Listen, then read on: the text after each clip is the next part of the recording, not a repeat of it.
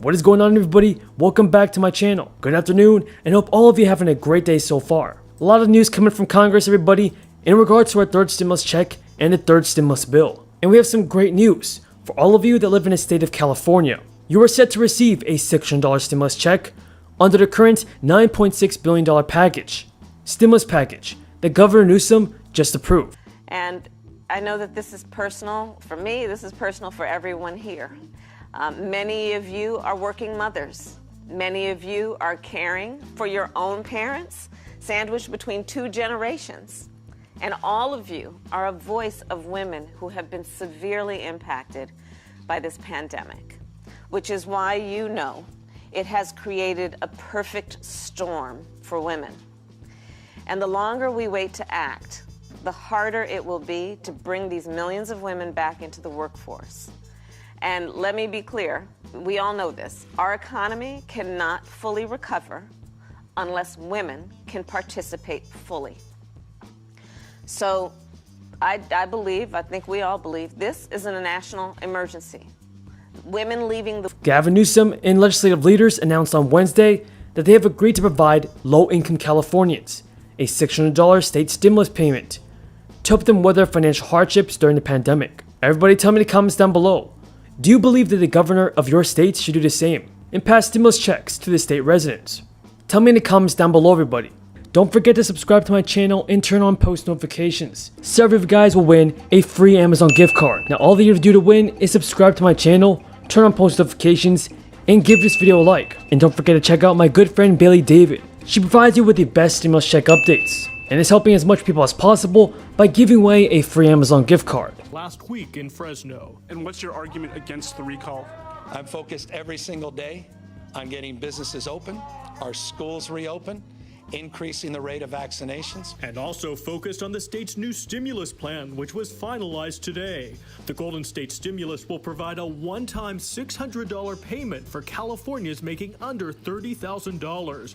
As well as more than $400 million in funds to help pay for childcare for the children of essential workers meeting certain income requirements, providing $525 per child. Another $24 million will go toward putting up farm workers in hotels if they contract the virus and have nowhere else to isolate. It's candidly been underutilized, and we recognize that.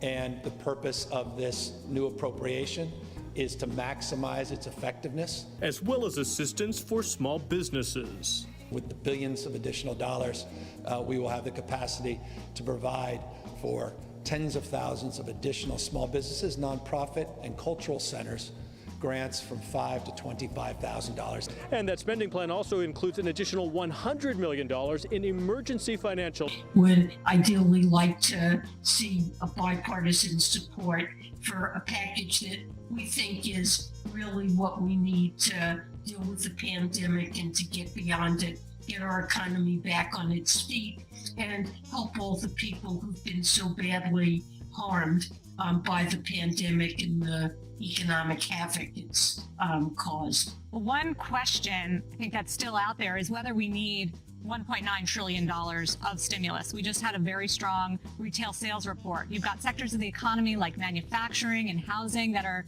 back to pre-pandemic levels, if not higher, the market at a record high.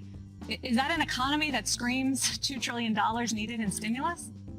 Well, I think it does.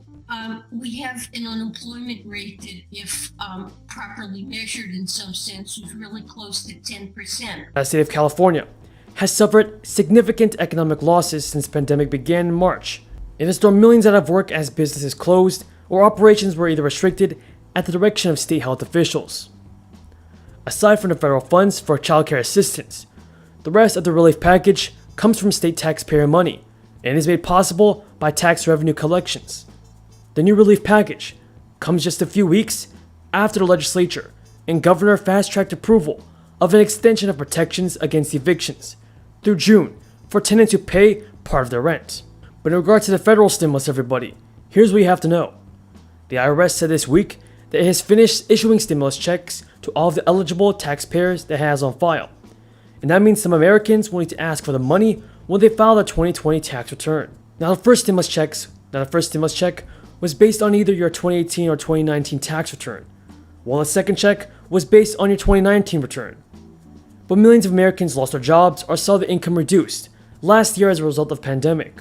And that means that many individuals who did not initially receive the money based on their 2018 or 2019 tax returns may now qualify.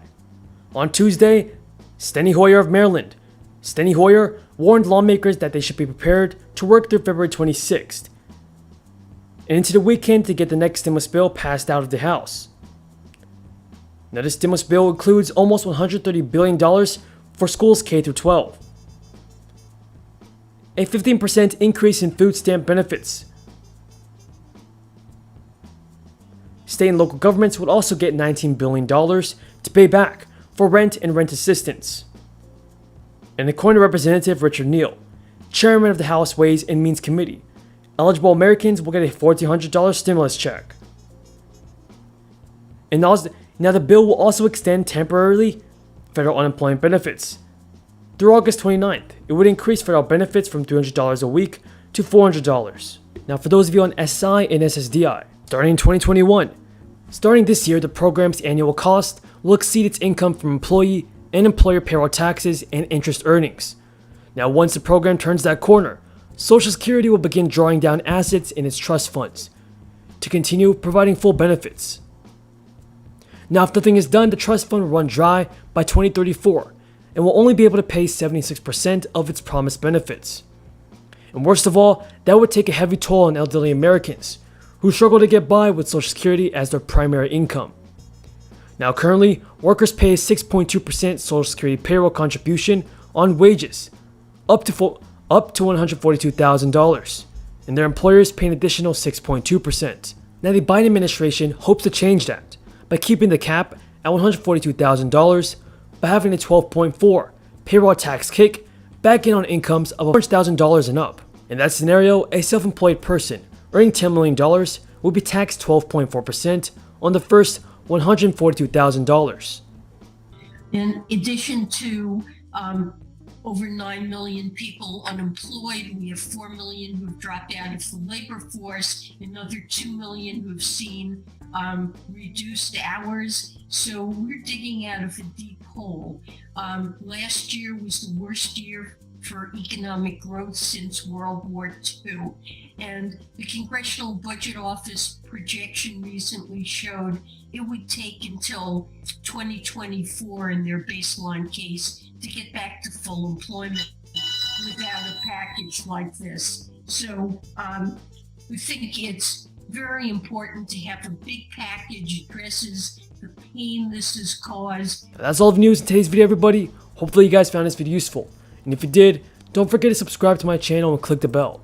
Thank you for watching, folks, and until next time, have a great day and stay safe.